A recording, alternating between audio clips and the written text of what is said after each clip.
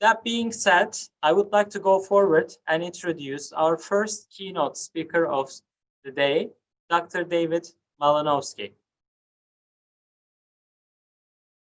Dr. Malinowski is assistant professor at the Department of Linguistics and Language Development at San Jose State University in California, United States. He received his PhD in education from UC Berkeley, Language, Literacy, Society, and Culture. He has a background in language and literacy education, multimodal communication, and technology-enhanced learning. He teaches and conducts research on language teacher development and place-based language learning. He has published in numerous venues, and he has edited 2 volumes on linguistic landscape and language pedagogy, which are valuable resources and contributions to pedagogical use of linguistic landscapes. And he is also currently serving as associate editor for the journal Linguistic Landscape. David?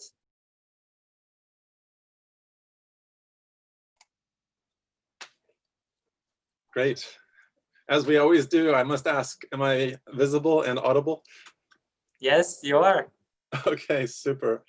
Well, thank you so much, Dr. Samaz. It's just such an honor to be introduced. I'm a little bit embarrassed here out here in California. Let me just go ahead and see if I can share my screen with you all and give us something else to look at besides me. Is that visible now as well?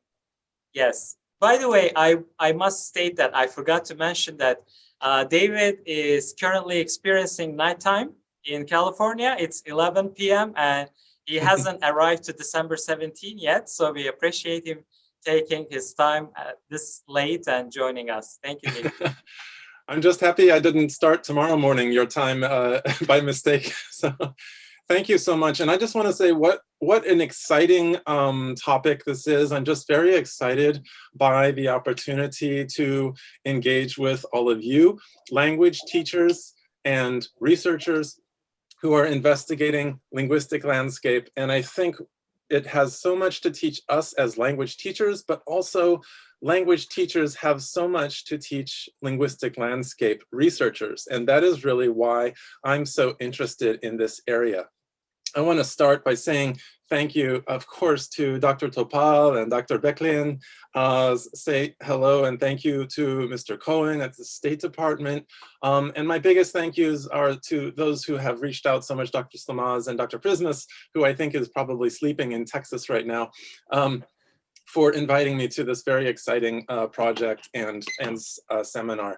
I want to acknowledge Tom Hübner as well, who is a researcher in linguistic landscape. Many of you may know his work.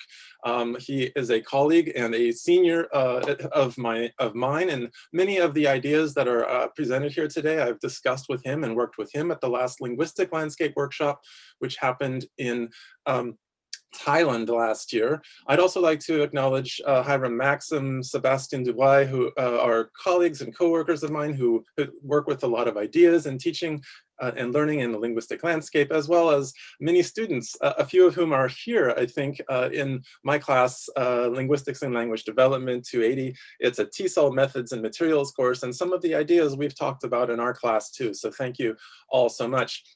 And if you haven't already, I just wanted to invite you to say hello in chat. Where are you now? Where are you coming from? It's very hard to know who I'm speaking to and who's here. I wish I could be speaking with you in the same room, but unfortunately we're not able to do that, right? But just go ahead and share in chat if you haven't already. Where are you right now?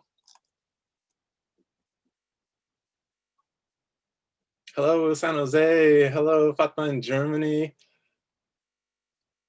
Hello, Tamas, right from Finland, Jyväskylä. That's so wonderful. Hello, Hilda in Norway. That's so good to see you. Hello, Saida in San Jose. So many of you are in Turkey. I'm so happy to see you. I wish I could be there with you. Hello from the Philippines, John Albert. Hi. Hello, Rui from China. That's so good to see you. Please feel free to keep saying hi. I won't spend a long time in chat, but please do feel free to use chat. I may not be able to see it, but if you are wanting to talk and share ideas that you have about teaching, maybe you want to share any of your materials while this is happening, while I'm speaking. So it's a multi-conversation and not just a single conversation. So thank you so much. And I also, this helps me to know that one of the things that ties us together is not just linguistic landscape, but our experience of this COVID health pandemic. And so many of us have been affected very deeply by this pandemic. And so I wanted to start by having a few moments of silence when we can think about those who have been most affected.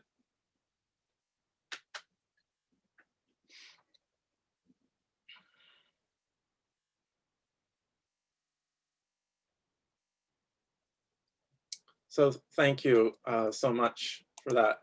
And I also want to, as introductory remarks, pardon if any interruptions happen. I have two cats at home and they love to jump on my lap and say hello on Zoom. So you might see them. Their names are Dorothy and Sophia. So what do we want to do today? Well, I have several goals for us today. One of them is familiarizing L2 teachers with the field of linguistic landscape. Won't spend much time on this, as Dr. Solmaz has just said a few things about linguistic landscape, what it is.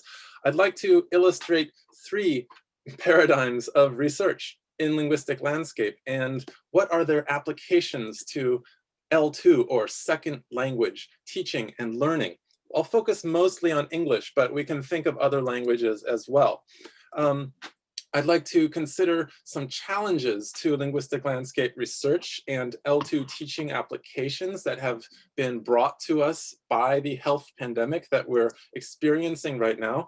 And because of this pandemic, I think we are forced to think and rethink our research and our teaching, how we are teaching in this very difficult time. And I want to introduce the idea of desire as something that might help us to think creatively about what we can do. Therefore, I want to offer some practical teaching ideas that use these four paradigms or four dimensions, and I will speak about those shortly. So it will look a little bit like this. I will try to speak not too quickly, but not too slowly, because there's a lot of material and I do want to leave time for discussion. But I also want to give you the conclusions first. This is one important advice that a friend of mine gave to me. He said, don't wait until the end to give your conclusion. If somebody falls asleep, at least they know the conclusion first. So here you go. Here are my conclusions. I think that L2 learners and our teachers' relationship to the linguistic landscape, I use LL, is transformed fundamentally by our physical separations from the places we used to inhabit and by the virtualization of our experiences of place through windows and screens, just like we are gathered here in this virtual conference all over the world, but somehow we are together, of course. We experience this in our classrooms very often. Our relationship to the linguistic landscape is also changing. And one of the ways that this separation and virtualization manifests itself is producing something that I'm calling spatial desire, or a desire to return or reunite with familiar places as much as we want to travel to new places. And lastly, I think that L2 teachers should build on what we already know, build on our existing repertoires for experience-based learning, project-based learning that many of you are already doing. I was so excited to see your abstracts, and I hope I can stay up very late tonight and listen to your talks. I also think that we should imagine new ways for learners to engage symbolically. I think we need to help learners to reflect on their experience, to interpret what they have seen before, what they're seeing through their screens, to play in new ways with language and place, to critique discourses they see and transform discourses that they may not like, to design new meanings and create their own linguistic landscapes even as they analyze landscapes outside. So thank you very much. I think I should conclude. I'll keep going, actually. That was my conclusion, but I want to keep going. So here we are.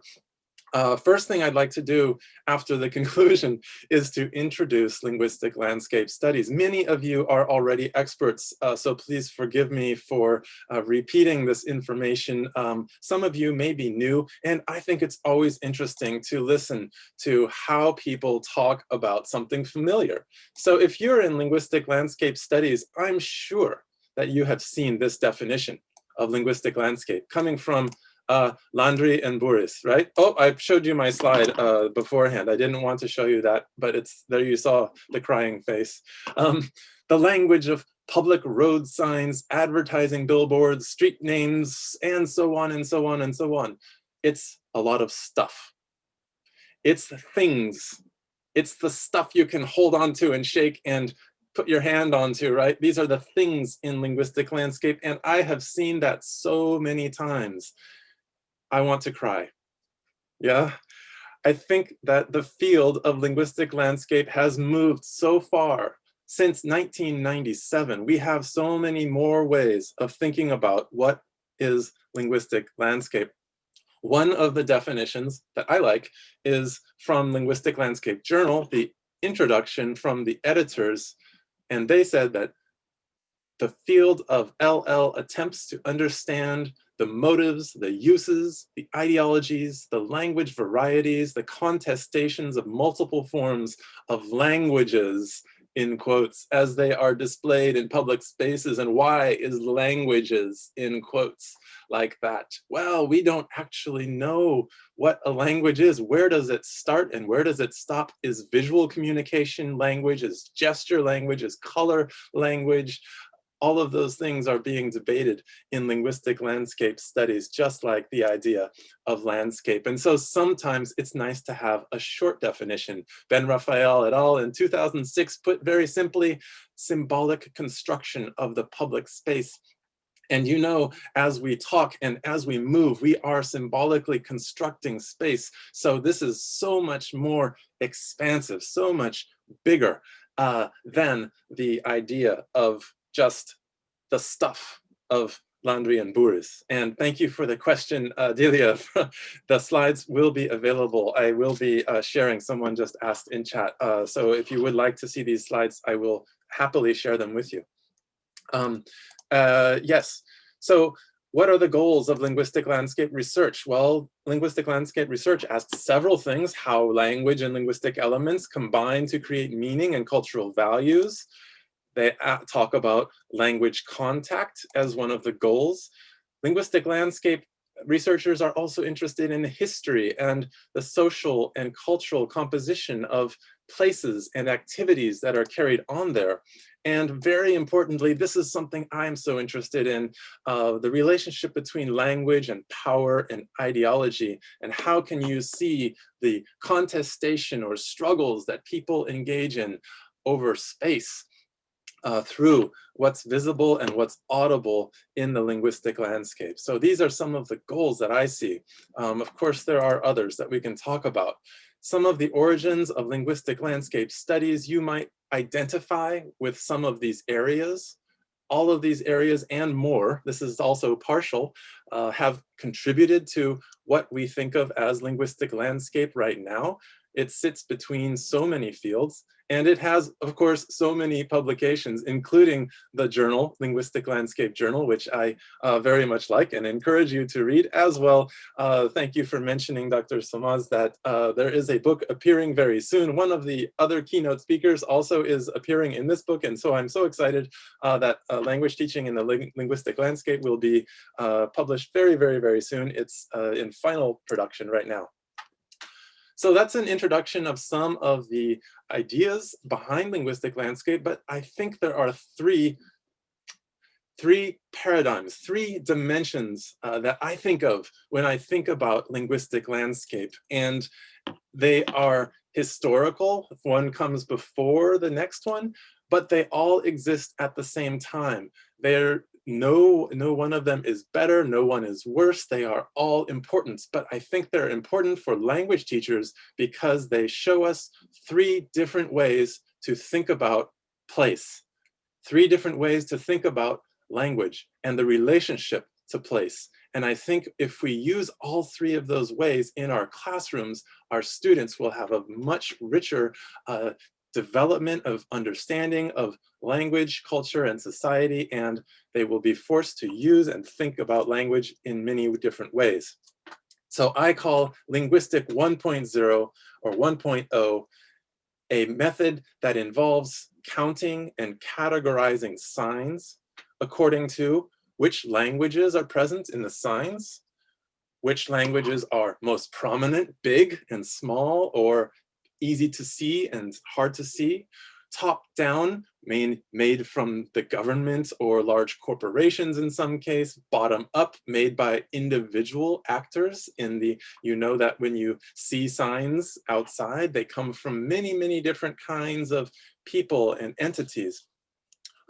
And you can relate these types of findings to questions such as those below on the bottom. Government policy, public practice, the influence of English. I know that's a very big interest of Linguistic Landscape in ELT project, the project, and people looking at translanguaging and plurilingualism will be very interested in that. So you might, for instance, I took this picture from on the Diesel University campus earlier, where I have not visited, but I visited with Google Street View, and I noticed that this looks to me to be a monolingual sign. It looks to be, I think it only includes Turkish. You can include, you can correct me if I'm wrong. And it looks to be top down or created by the entity with managerial power in the Diesel University campus area, the university authorities, right? Whereas on the right side, this is a picture that I took 2 weeks ago, close to my house, not my house, but close to it, on a neighbor, their front yard. I saw signs that seemed to be monolingual. They seemed to be bottom up. I think they were created by the person who lives there. There are Spanish signs. Vales mucho is Spanish. Don't give up is English.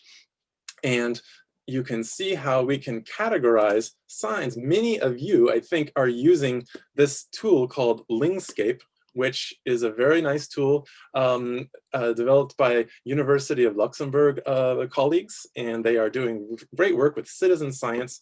And they ask you, if you use their tool, to categorize signs by some of those elements you can see on the left: languages, status, translation, directedness, layering, dominance, state, etc., etc. If you want to know what that means, please go to their website and check it out. We won't talk about them in detail right now. All of these LL 1.0 methods, I think, can be related to studies like this one, right? This person who's looking and smiling at us right now, I've never met him, so I like to put his picture places and I smile back. Hi, Peter Bachhouse, hello. He has created some of the most amazing and thorough, detailed studies of linguistic landscape using this method of quantification and categorization. His study, 2006 article in the journal, International Journal of Multilingualism, was made into a book, 2007 book, and that is a really good book to look at if you want to know the history of linguistic landscape studies. He has an excellent historical overview of the history. So what does he do?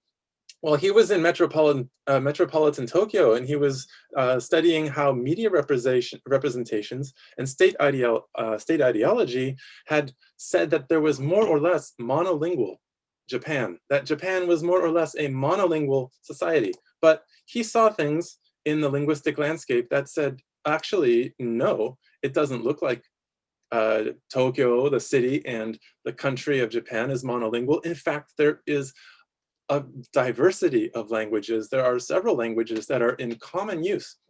You might recognize some of the languages that Peter Bachhouse saw, right? Different languages appear in different places. You notice which languages appear, which languages don't, which languages are on top, which languages are in the middle, which languages appear only in handwriting, which languages are written by the government, and so on and so forth, right? So he was looking at these media representations. He did a great literature review on language presence and code choice. And his questions were, who wrote the signs in the linguistic landscape? Who's the audience of the signs? Who are they for? What does the linguistic landscape reveal about the diachronic development of the city's linguistic condition over time, right? Actually, these are great questions you can use to create language lessons for your students in the classroom, right? Maybe you've done that before. So how did he do it? Well, he did a quantitative study. He analyzed code choice and preference on a very large corpus of multilingual signs. He went to 28 train stations on the Yamanote line in central Tokyo, Japan, and he walked this direction and that direction, and he surveyed 11,834 signs. And he analyzed of those about 2,500 multilingual signs that contained non-Japanese language or non-standard orthography. And he did a statistical distribution analysis of official and non-official status, code choice, which languages appeared in dominant positions, and some other variables. So what did he find? Well, he found that language selection was determined by power relations, that more diverse languages were appearing on non-official signs, and he understood those as expressing solidarity, for instance, Korean. Mandatory inclusion of Japanese, he said, was asserting the power of the national language over the designated space. And he saw in English and languages like French, the desire to symbolically join the English or French language community and associate with its own values. It's interesting that he saw Korean showing solidarity, a real relationship with a real community of readers rather than a symbolic relationship with a symbolic community. And that's something that we ought to think about. How did he come up with that conclusion? My point, though, is not to analyze or critique Peter Bachhaus's work. I think that instead we can say you can actually use his ideas in order to design your own language lessons yourself. So maybe you and your students could go out and do some tour of the neighborhood. You might be able to ask questions like, who are the signs in your area written by? Who they're written for? What can you figure out about the linguistic identities, the diversity, cultural change that are happening in your neighborhood? If you have some projects that you've done that are like this, I encourage you to share them with other people in the chat if you like to. Maybe you have a website, maybe you have done some work that you want to see, or you have a study that you like. Please feel free to use the chat in order to do that. Also, please tell me if I'm speaking too fast or too slow. I'm trying to speak at the right rate, but it's very hard to tell. So what other things can you do? Well, I'm trying to give you some teaching ideas. So here's some of my ideas. And I know later today, you're going to have lots of ideas from other teachers who are using Linguistic Landscape in their class. So one thing that people like Luke Rowland and Peter Sayer did was teacher collecting images and students analyzing them together in class. Students can also go on class field trip and collect examples of signs on their own. Many of you have done that, I'm sure. Students can use social media to record and share examples of linguistic landscape. That's easier to do individually or in small groups or pairs, right? Another thing that some of you have done is to use Google Street View or similar services for students to go on virtual walks and use Google Street View, right? Here's an example of a paper that I gave to my students when they were going outside to look at multilingualism in the California city where I was living before. They did it together in groups, and they had to talk about the examples that they gathered. We analyzed them in class, and that's what we did. So some of these questions might come up for you, right? Sometimes it's hard to know what's a sign and what's not a sign, or which languages are we seeing in the sign? And how representative of linguistic diversity in the neighborhood is the sample that we're seeing, right? If you take a picture, you can't take a picture of everything. So what are we missing? So that's one of the things I'm wondering about. What's missing from this view of linguistic landscape, right? What are the challenges and limitations to doing some kinds of observational surveys such as these? Well, one of the answers, I hope, is in LL 2.0. And that is my second paradigm, okay? And thank you for the feedback about my speech rate. I will be continuing the same speed. So LL 2.0, actually, I may have to go faster. So we heard from people like Aneta Pavlenko that linguistic landscape is not a state. It's not something that you can just take a picture of and you're finished. It is a diachronic process. It is changing all the time. Even signs, they are changing, right? And the landscape is changing. And what you see today, the present day's arrangements, cannot be understood without considering the past. How many of you have your students thinking about the past? How many of them do research about the past or ask questions about the past with regard to linguistic landscape? Jan Blomert, who wrote a very nice ethnography of linguistic landscape, said that linguistic landscape studies, that's LLS, needs to become the detailed study of situated signs in public space, aimed at identifying the fine fabric of their structure and their function in constant interaction with several layers of context. Well, that's a very nice academic, long way to say, right, that we need to understand context and history, right? So Linguistic Landscape Studies 2.0 says this: we are thinking not just about quantitative data, but qualitative data, right? We want to understand how people read, how people write, how people design the meanings that we see around us in public space. What are the material contexts? What are the social contexts of the sign that give it its meaning, right? Because the meaning is not just on the sign, it's in the practices that surround the sign. Historical documents and historical contexts are so important to understand how people understand what they see around them too, right? And you also see other modes of analysis, other places for linguistic landscape research starting to appear, maybe around 2008, 2009, 2010. TV, internet postcards, monuments, bumper stickers, lots of places where people are doing research. So if we take examples like this, maybe we want to ask instead, I showed you this sign earlier, right? We might want to know some more about the history of this. This is called a lawn sign, and this is a very common genre of sign in the United States. I wonder if you can find them in your neighborhood, in your country, or something like that, right? Some places in the United States have yards, many places don't. I live in an apartment, I don't have a yard. So actually, but I see these every day, right? And there is a lot of discussion and discourse and argument and history of these things. Somehow, the ancient Romans had a version of lawn signs. I didn't know that's true, but I'm reading about it now, right? Some people use lawn signs to show their political feelings.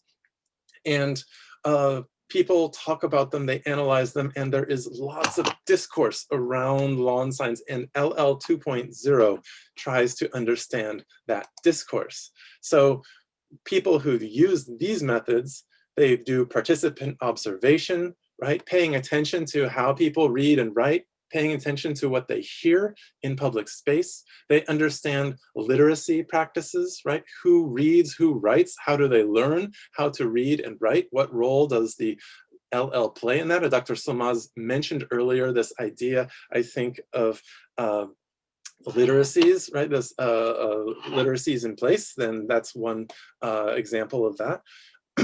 So they also may do interviews with people who work or live in the linguistic landscape, right? They might do walking tours or virtual site visits, and they might also analyze historical documents and texts. And so lots of methods are used to understand that. If you have read one of these books, I recommend them so much. This was one of my first books here, Discourses in Place, Language in the Material World by Ron and Susie Wong-Scollin, one of my favorite books. In Nexus Analysis, you can find these examples in lots of linguistic landscape research.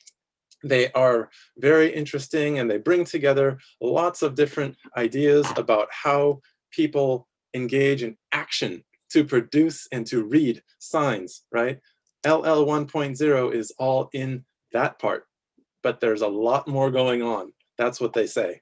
We won't go into that in detail, but I do want to mention a study by Jackie Lowe, and she is a wonderful researcher. She did ethnography in Chinatown in Washington, D.C. in the United States. She's at Birkbeck now in the UK.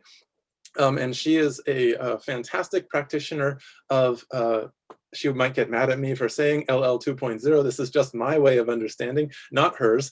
But she did this wonderful study of a place, a Chinatown, so-called Chinatown, which has changed so much economically with many Chinese ethnic peoples leaving and the city officials and corporations trying to recreate a Chinese atmosphere in the place because of monetary interests. And so her question that she was asking is, how can the dialogic interaction between the LL of Chinatown and other discourses of time and space be best observed, described, and analyzed? She did a sociolinguistic ethnography. She focused on 2 city blocks of Washington, D.C., and she involved many people in her study. This is different from Peter Bachhaus's method, right? She was talking to residents, she was talking to city officials, she participated in meetings, she talked to day workers, business owners, anybody who she could talk to in that place. And she did 18 months of observation there. She taught Chinese there. She took pictures. She also looked in the archives for older pictures. She did interviews, and she analyzed those interviews and all of her materials. She found that there were lots of different discourses, that Chinatown was not one way. It had many different social actors and many different competing discourses that were taking place, and how Chinatown was changing. She was able to see behind the signs and see into the history. And importantly, think about your language students also. When you look at the last bullet point here, the researcher's own identities also influenced her understanding.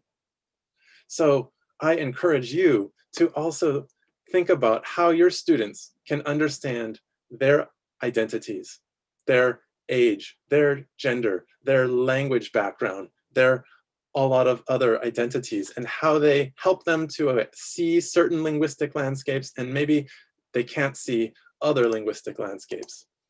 So what can you do with LL 2.0 in your classroom? Well, one of the things, let me go back to that first. One thing you could do is students could adopt a place, and they might keep track of changes in the linguistic landscape over time. Maybe if they walk the same way to school every day, they might keep track of and chronicle the changes that happen with that place, that one place over time. Maybe they want to visit some place where sign making is happening and observe, keeping notes and discussing how are the signs actually created. Maybe they can go to a meeting where their target language is being used, or participate online in discussions about creating signs for a place. It's fascinating. Students might, I think it's fascinating, right? LL people are a little bit focused on signs, and sometimes people might ask you, why are you interested? Well, it's fascinating, right? They might interview people who make signs and people who read signs and understand the meanings that they understand, that they get from them, right? And this is a great way to practice language, doing interviews, designing interviews, interpreting interviews. These are great language practice. And students might also do archival research, okay? So here's an activity that I like specifically in this method, right? You want a specific activity idea? This is one that I thought of, and please tell me if you like it or you don't like it. But you have two students, student A and student B, or group A, group B. Maybe you have a group, right? They come from different hometowns or different countries. And student A, maybe student A is going to choose a picture of a sign from a place in their hometown where they have a lot of personal experience, someplace that's very meaningful to them. Student B knows nothing about it. Student B looks at the picture, looks at the sign, and gives their impression. What does it look like? What do you think this is? What do you think student A's connection is to this place? Student A will explain, and probably that will be very surprising to student B, right? And then they switch, right? Take turns learning about each other's signs, and they can share their discoveries with the class. And I bet you that they will discover some meanings that they could not see in the picture because that person, the other student, had some expert knowledge of that place, right? How about this one? What impression do you get? Can you use the chat and tell me what kind of, what do you think you're gonna find at this place? What kind of atmosphere do you think it has? And what do you think my connection, what's my connection to this place? What's your guess?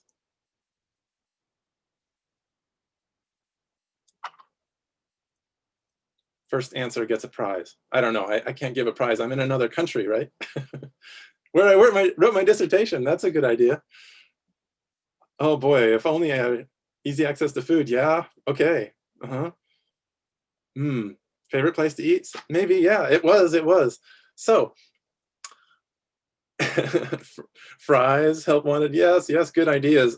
Western style, oh, that's so interesting. I see the Western style, and you notice something about this picture gives you the idea, Western style and fatty food. Please avoid this place. Yeah, exactly. So I used to go there to get French fries, right? During high school, that was many years ago, maybe 20 years ago or something, more than that. I don't even want to tell you, so long, but it's such a long time.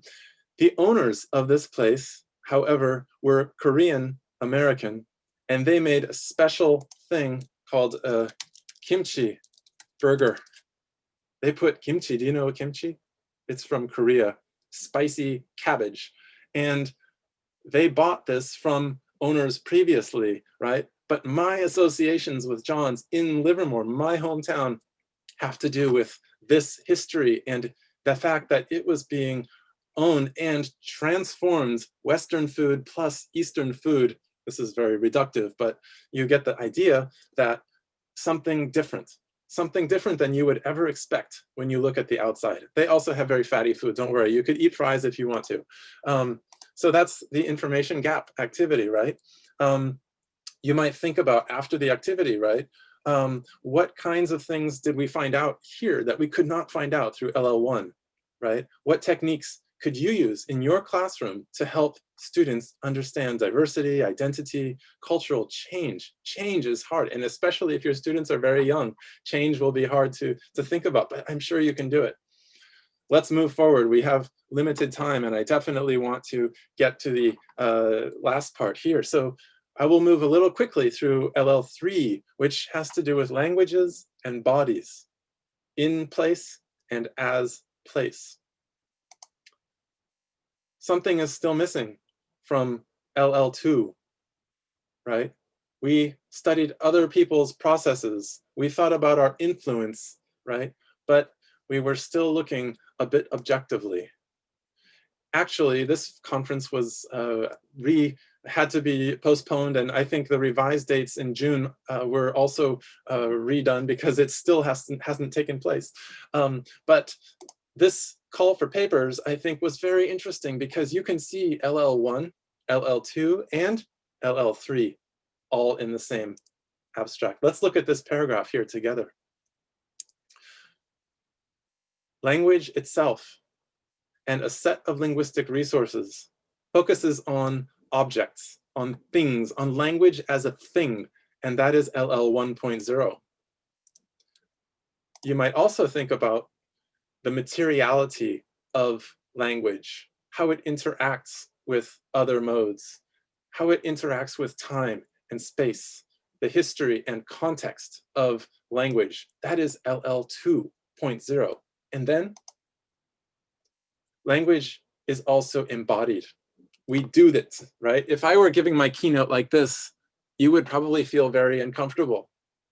Language is embodied, right? I'm using my body to speak to you, even as I speak to you out loud, right? I won't do that again, I promise. So we must integrate different contexts. We must take a multidisciplinary approach and use other resources to understand language.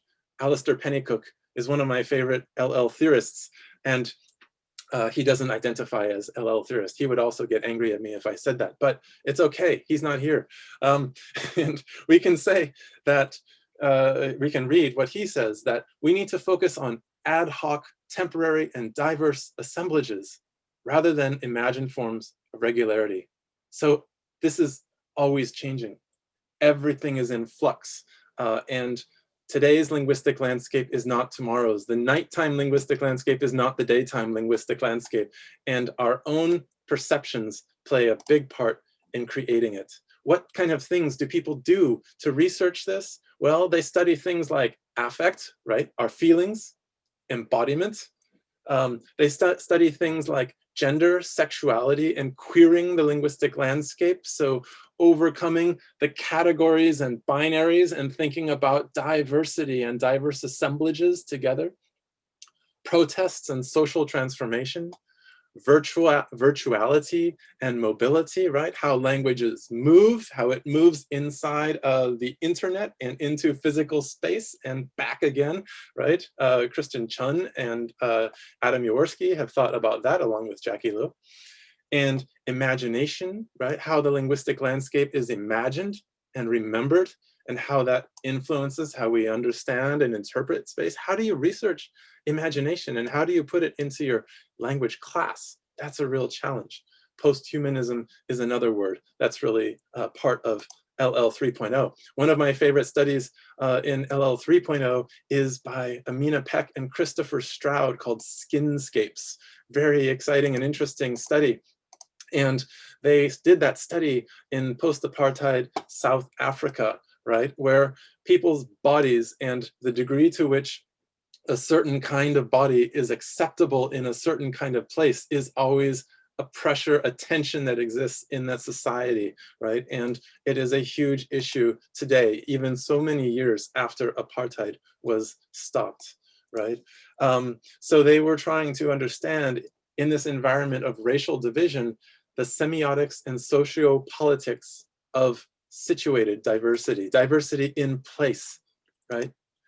And so what did they do? They did an investigation into the affective and performative ways that bodies and places write each other. Can you imagine that? The idea that a place writes you, it creates you somehow, even as people create places. So they ask these very perceptive and deep questions. They used traditional ethnographic methods. They also did things like phenomenologically grounded sensory observation. What does that mean? Amina Peck put a camera, a GoPro camera on her head, and she was very close to people in a tattoo parlor as they were being tattooed. And she paid attention to how touch mediated, how people touched and tattooed and created meanings on bodies and discussed where should a tattoo go, what should it say, what would be acceptable and not acceptable discourse to wear on one's own body. She did this in a small Cape Town neighborhood. She had a long time of interaction with the owner and staff there, and she did lots of interviews as well. Okay. I want to sort of skip forward here and just show you her findings and that tattooing, for instance, right? I don't encourage you to have your students get tattoos, but if they do that in their life, of course, it's a wonderful thing to think about in terms of linguistic landscape. So our t-shirts and hats and clothes and things we wear, think about the dress that we wear, right?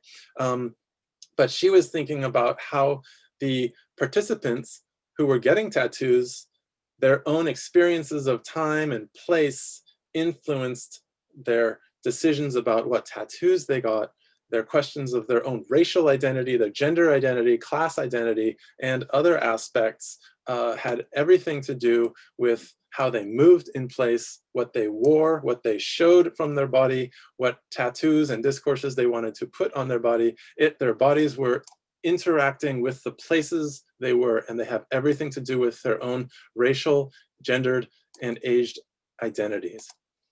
So if we were here in the classroom together, maybe we could do something like, and I've used this activity before, but we might go ahead and talk about the classroom. You know, if we're in the classroom, what kind of feelings do you have in this classroom? What memories do you have in this room? What associations do you have in this room? What kind of things typically happen in this room? I can imagine if we were at Diesel University, what room would we be in? And what would it feel like? I don't know, but we might be doing this kind of activity if we were in the same room, and you can do it in your classroom if you're in a classroom. You can make a sign with your partner, and you can put it somewhere in the room. What would you write? Where would you put your sign? What would it say? How would it feel? Right? So all the students will discuss where you want to put it and put them there and walk around the room and pay attention. What did other people write? What did they put there? How does it make you feel? How do you react to that, right? And analyze that together as a class, right? So I want to move beyond this here. I'll share that with you in the PowerPoint too, but I just want to ask Dr. Solmaz or other organizers if you can let me know how much time you would like me to continue. I will be sure to stop when we need to stop. I know we are about 40 minutes into the talk right now, so if you could let me know, that would be great. I will promise not to continue talking too long, but I definitely want to tell you one more thing, because if we were here, we could do this activity, but you know what? We're not, right? We are all around the world, yeah? And so thank you. We'll just be a couple of minutes and then we'll finish, okay.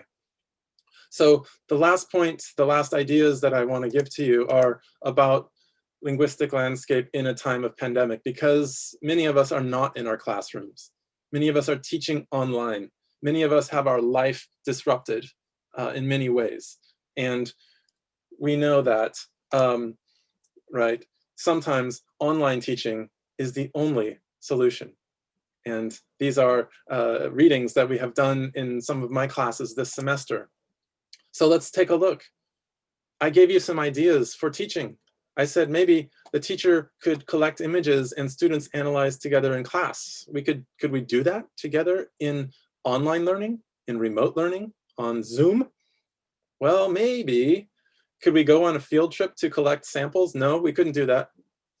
Could we use social media to record and share samples individually? Maybe, but depends what, depends where, right? We could go on virtual walks, but we have to do it separately. Now LL2, LL 2.0.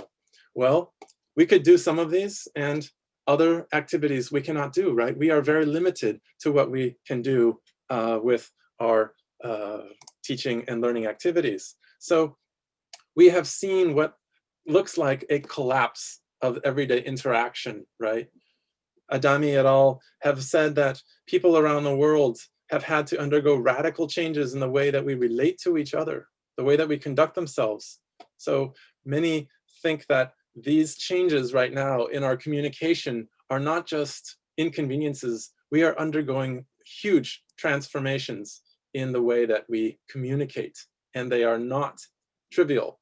This is information from the Panmimic Collective. You can look them up and read about them. They are doing very interesting work about semiosis, meaning making in public space. And they point to the fact that we are changing from our bodies to network screens as a primary mode of interaction. We are using audio-visual communication a lot. We are not using our smell. We are not using our touch so much, right? Where's my camera? There it is, right? We are changing how we use proxemics, sometimes looking away now instead of looking at somebody, breathing away from someone, covering your mouth, all of these things. The interaction order is changing.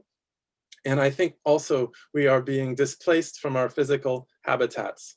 So the last sequence here that I'd like to show you, maybe you've seen this, view from my window. These are examples of people who in April and May in Turkey were taking pictures outside their window because they were in their room. And these are very, very beautiful places, of course, but they are on this Facebook group. This is an open group. I was doing this too. My view is not like this. My view is not like this.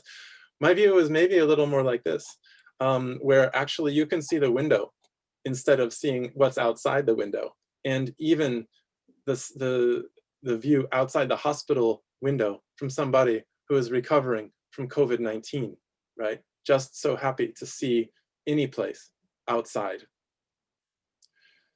This book I want to recommend to you, The Virtual Window, is very interesting in thinking about how windows actually, I'm going to skip forward here, transform what we are seeing into a virtual scene, right? We can't go there anymore. The window is becoming our new limitation, right? This gateway to a virtual place. And so we can see that in the kinds of posts that folks are putting up on Facebook and other places, where now we look outside the window and we see our aspiration, our hope, our desire for something to happen, for East to meet West, for our world to open up, for us to go outside again. And this is why I think that we ought to think about desire. And we need to understand how desire is at the center, as Maltha and Lynn say, of English language learning and of learning other languages. Our students experience this desire somehow, some degree, some form, or they resist against it, right? Desire is an important part of language learning, as Claire Cronch says, that we are, as language learners and language teachers, identifying with an other language, an L2, and desire and affect are things that we feel in the linguistic landscape also. We have a feeling, an affective orientation to that place, that bridge, the outside of our window. And so again, these are my conclusions. That our relationship to the linguistic landscape is transformed by our separation from places that we used to inhabit, by the virtualization of our experiences of place through the windows and screens. And one way that the separation manifests itself is that we feel a desire now to return to the place we used to be, to go outside, to go downtown, to reconnect with those places. And that you, as an L2 teacher, should build on the vast knowledge, the experience that you have for designing projects in the linguistic landscape, but you can also imagine new ways for learners to feel their desire to go outside and to participate in the outside world through new kinds of activities, through reflection activities, interpretation activities, and others. And so I give you some examples, and please just sit back a second. I will just show you some ideas that I will, perhaps I can record some of these ideas for you. But I build on LL 1.0, LL 2.0, and LL 3.0 to show you several ideas for activities that you can do in your classroom. LL 3.0, for instance, you might ask your students to create photo essays where they feel most at home, where they feel good on their campus or in their town or at home. You might have them design a mural or a painting for a public place in your town and talk about what kind of meanings they would like to put into the mural in place.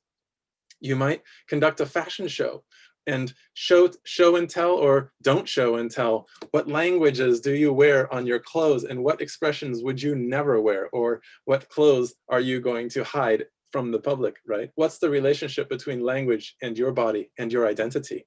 Those are some examples.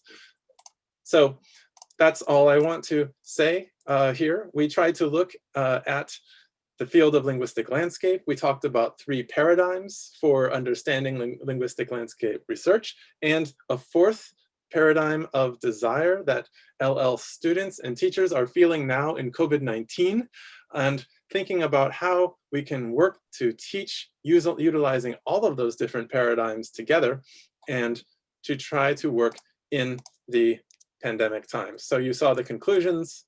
I want to say thank you again to all of the organizers and sponsors, and I'm sorry that my timing was a bit off, but I hope you got a lot, and I will share this presentation with you. The slides can be yours. Thank you. Thank you, Dr. Malinowski. That was really wonderful presentation, and you took us a walk through the historical context of linguistic landscape as well, and introduced us 4 different paradigms. It was really nice to go through them, and especially I really enjoyed myself to see specific hands-on and minds-on activity recommendations for in classroom, so that was really valuable. I would like to thank you, and I can see all of the people commenting on that. That's really valuable. Unfortunately, we do not have time left for the questions, but if you have any comments or question, David, if you can type your email, maybe they can reach you through there. But that was really wonderful.